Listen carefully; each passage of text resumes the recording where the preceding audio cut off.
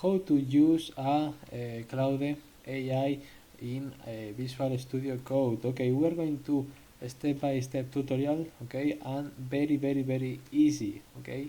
We're going to the Visual Studio Code, okay. You go, okay, and here we're going to the view, okay. Here, go to the view and go to the extensions.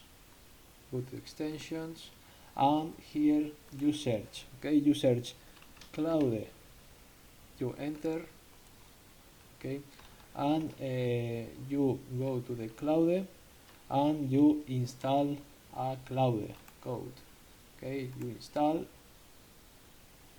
and you wait, okay. Install a Claude, okay, and go to the here Claude code open. You click and go to the Claude point a subscription. Click and go to the open, and you sign in and the Claude, and you use the Claude in Visual Studio Code. Bye bye.